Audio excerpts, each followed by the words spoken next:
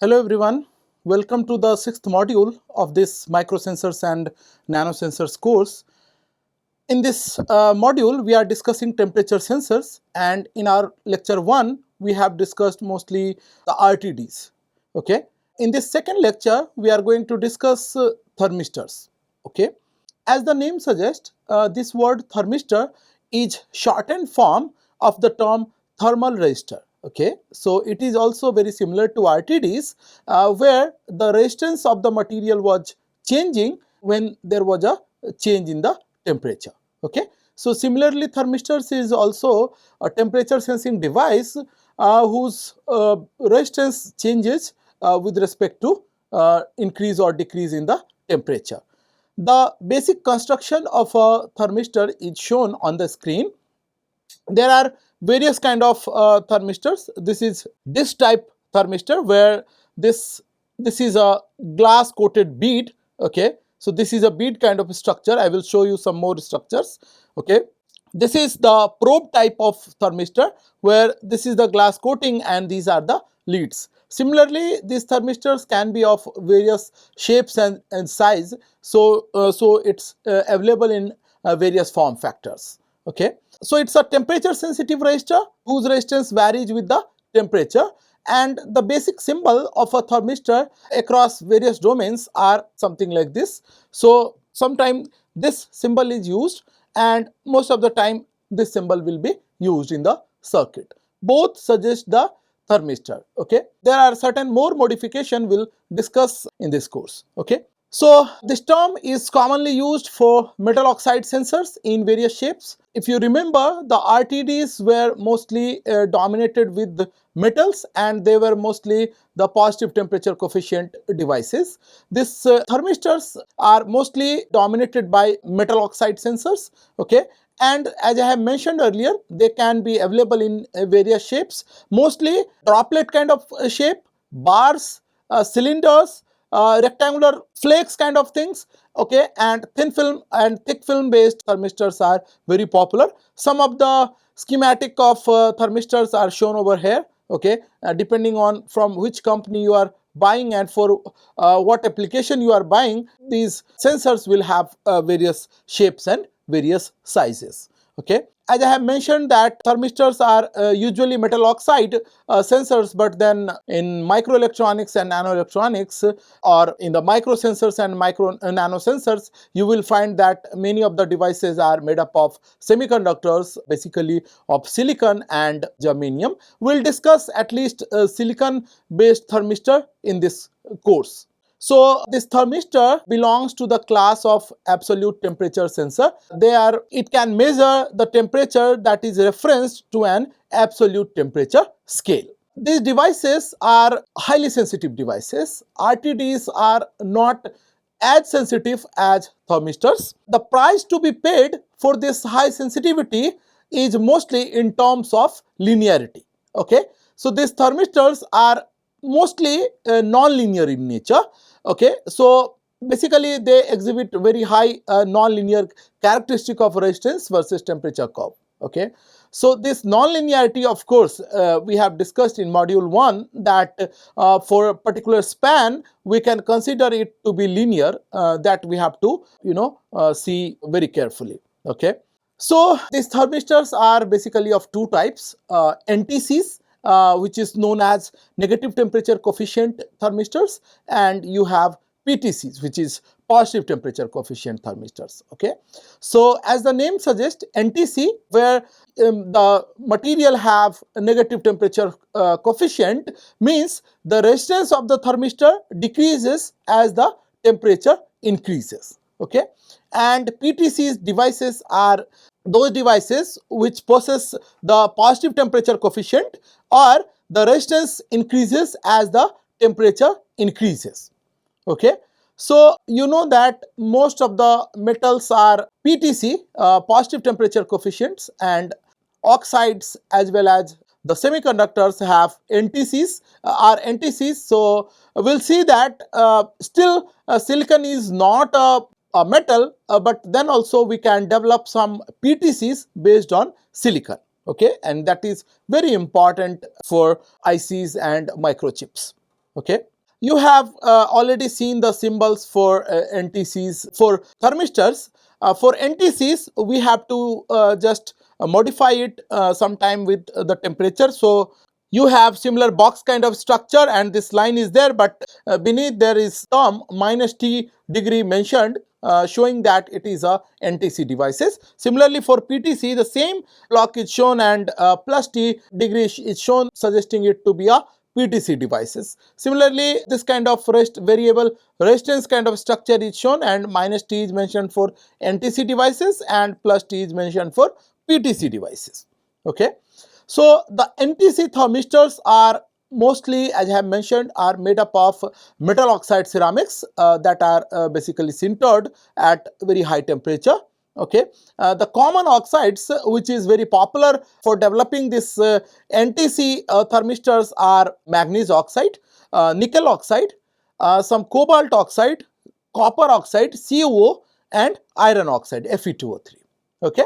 PTC thermistors, you don't have much choice. Okay, so PT thermistors comes in a few varieties, but most are based on barium titanate, BaTiO3 ceramics that shows sharp increase in resistance at some specific temperature, which is related to its magnetic property known as Curie point. Okay, so barium titanate is a very common base material for developing PTC devices. Of course, you have various variations in this kind of devices, particularly the variation is with the doping of this oxide. So you have mostly strontium doped barium titanate, lead doped, and some lanthanum kind of material doped in this base material BaTiO3 for developing various kind of PTCs.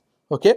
So the basic resistance versus temperature curve for NTC thermistor and PTC thermistors are shown over here. As I have mentioned that NTC thermistors are those whose resistance decreases with respect or with increase of temperature. So if you see this curve, the temperature is increasing while its resistance is dropping. Okay, while for PTC it is just opposite, means with the increment in temperature you have increment in the resistance of the material.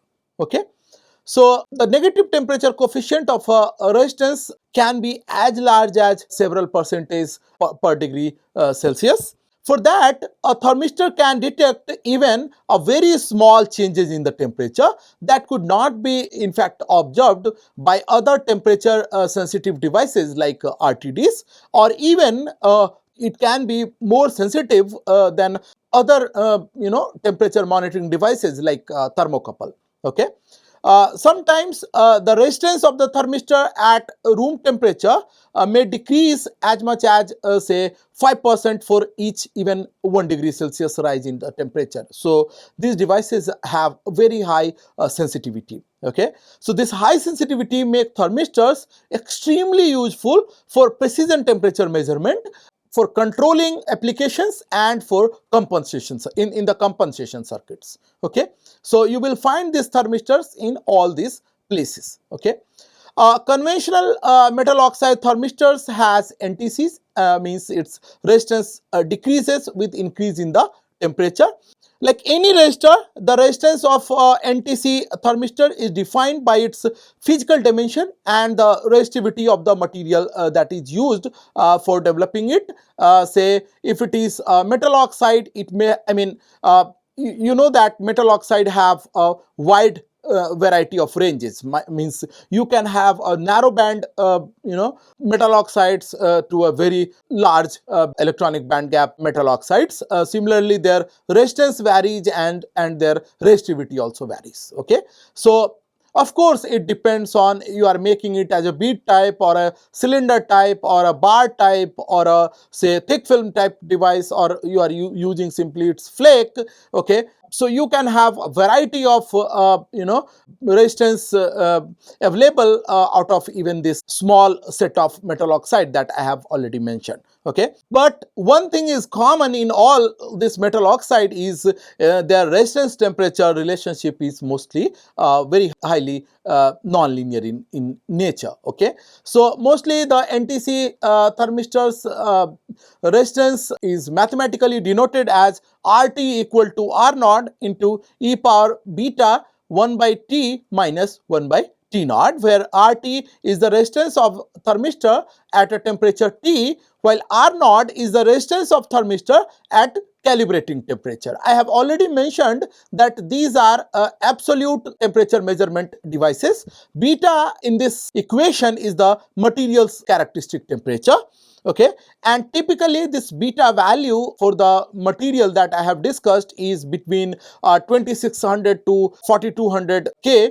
Okay, but of course with the advanced NTC thermistors like wearable NTC thermistors, which can be fabricated simply on a flexible substrate or even on textile, this beta have various ranges for those kind of materials. Okay, but typically for solid substrate the beta value ranges from this 2600 to 4200 K. For a relatively narrow temperature range, it can be approximated as a temperature independent. Okay, so this RT is equal to R naught into e power beta into 1 by T minus 1 by T naught. This equation is very crucial for NTC thermistors. Okay, and mostly the NTC thermistors follow this equation. Okay, the application of this thermistors is very broad. Okay, and it is not only limited to temperature measurement in certain application, but the application is really broad, and mostly you will find that the application of these thermistors are in the case where you have very precise temperature measurement related. Okay, like in medical devices. Okay, and in say HVAC systems for monitoring the room ambient temperature. Okay, in automotive, where even 1 degree or 2 degrees Celsius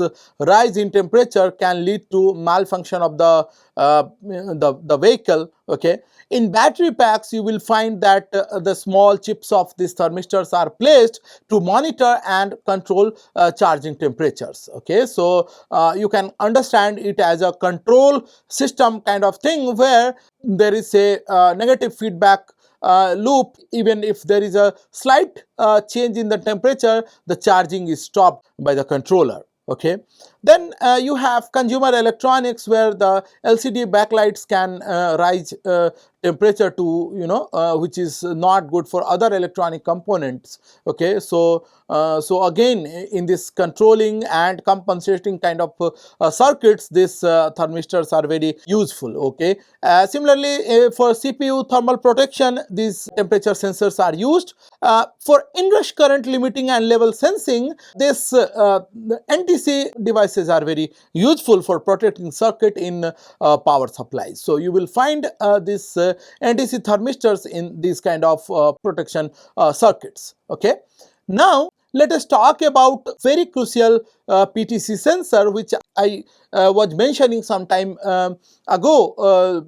That is silicon PTC sensor. Okay, as silicon is a semiconductor, and I have already mentioned to you that the metal oxides are basically the NTC devices, while for PTC you rely mostly on this barium titanate or some, it should be ideally some metals. But what I am mentioning here is I am trying to develop a silicon based PTC, and you heard it right that although it's a semiconductor, PTC sensor can still be developed. Okay, so pure silicon, be it a single crystal or a polycrystalline silicon, intrinsically has a negative temperature coefficient of resistance. Okay, so the temperature coefficient of silicon, obviously being a semiconductor, has negative value. Okay, however, when it is doped with some n-type impurity, its temperature coefficient become positive,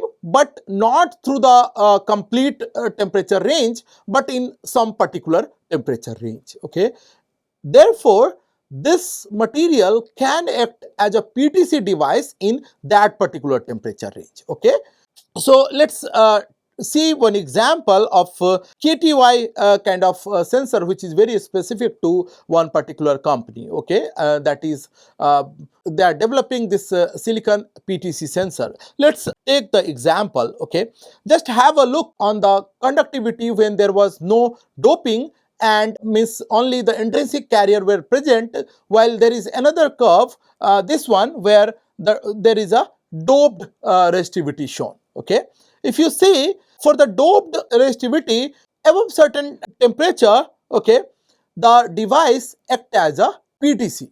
Okay, it has a positive temperature coefficient. If you see, in this particular range, okay, it has a positive temperature coefficient. The slope is positive, while it is again a negative. All right, therefore this can be our operating range, right? Operating range of this material. Okay, so this silicon PTC sensors can be developed given that it is doped with some n-type impurity. Okay, this occurs due to the fall in charge carrier mobility at lower temperature. Okay, so at higher temperature, the number of free charge carrier increases due to the spontaneously generated carriers. Okay, it causes the intrinsic semiconductor property of silicon to dominate. Okay, therefore the resistivity of a PTC when temperature is below 200 degrees Celsius is possible, and it becomes negative over 200 degrees Celsius. So if you use it under 200 degrees Celsius, okay, it can act as a PTC sensor. Okay, so the basic PTC sensor, as I have mentioned regarding this KTY sensor, is composed of a n-type silicon chip with approximate dimension of 500 cross 500 cross 240 micrometer. Okay, so it's one side of the chip is metallized and the other side has contact areas. Okay, so this results in a resistance spreading effect that causes a conical current distribution within the crystal, which significantly reduce the sensor's sensitivity to manufacturing tolerances. Okay, silicon PTC sensors can be somewhat sensitive to a current direction, particularly at larger current and higher temperatures. Okay, to mitigate this issue, a serially opposite configuration is used in which two sensors are connected with opposite polarity to form a dual sensor. So you will find this silicon PTC are mostly used as a dual sensor, where two KTY sensors are, or two silicon chips are actually combined. Okay, so these sensors are mostly suitable for automotive applications. Okay, a typical PTC silicon sensor has a sensitivity of approximately 0.7% per degree Celsius. Okay, so this 0.7% per degree Celsius means that the resistance increases by 0.7% per degree Celsius rise in the temperature. Please note that I am still talking about silicon PTC sensors, where the resistance of the device will increase when I am increasing the temperature. Okay, as I have already mentioned that for intrinsic silicon, it should actually decrease. Okay, but since I am talking for a doped silicon, okay, systematically doped silicon, where I am having this PTC characteristic, okay, means that resistance increases with respect to temperature. Okay, so usually the resistance rise for this kind of devices is of around 0.5% to 1% per degree Celsius in the lower temperature regime. Okay, particularly in the 50 degrees Celsius to 200 degrees Celsius regime. Okay, like many sensors with slight nonlinearity, this PTC sensor's transfer function can be approximated using a second order polynomial, and RT can be given as R naught into 1 plus A T minus T naught plus B T minus T naught whole square. Okay, well, R naught is the resistance and T naught is the temperature at the reference point. Okay, this is a transfer function of a PTC silicon temperature sensor, which has been taken from handbook of modern sensor. You can see that in this temperature range of -50 to 150 degrees Celsius, the transfer function is something like this. Okay, and this is obtained using the approximations. Okay, so this is all about the thermistors. They are actually very sensitive as compared to the RTDs. Okay, and the most important point regarding these thermistors are that these devices are mostly semiconducting devices. Okay, so if you talk about RTDs and thermistors, the major difference is in the material being used, and of course the sensitivity and other things comes into picture only when we bring the material into the context. The RTDs were mostly dominated by metals. In metals also, we discussed that it is mostly the platinum which is used as RTDs, while for thermistors it is actually metal oxides or ceramics. Okay, particularly for NTCs. So most of the sensitive devices have NTCs. PTCs are, of course, have very limited applications. Okay, mostly thermistors are NTC devices, but of course PTC thermistors also exist, and we have taken one example of silicon, that how simple silicon can be turned into PTC devices, although intrinsically it has NTC characteristic.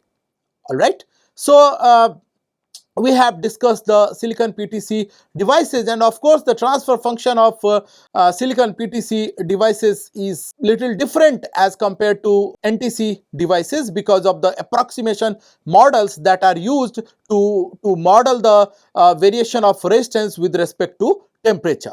Okay, so we have seen that for PTC sensor, particularly for silicon based PTC sensor, the approximated second order polynomial which is used to find the transfer function is RT is equal to this value, R naught into 1 plus A into T minus T naught plus B into T minus T naught square, where A and B are constant, and this R naught and T naught are of course the resistance and temperature at the reference point. Of course I am talking in terms of Kelvin, while for NTC we have seen that the resistance value was given by R naught into e power beta into 1 by T minus 1 by T naught, where R naught and T naught were the resistance of thermistor at temperature, at certain temperature, and that temperature is known as calibrating temperature or T naught. Okay, and beta is mostly the materials characteristic temperature, right? So these things will matter when we will discuss in more detail about these thermistors. So in the next class we will keep our discussion on NTC and PTC devices live. Okay, so we will talk about these thermistors in more detail in our third lecture of this sixth module. Thank you.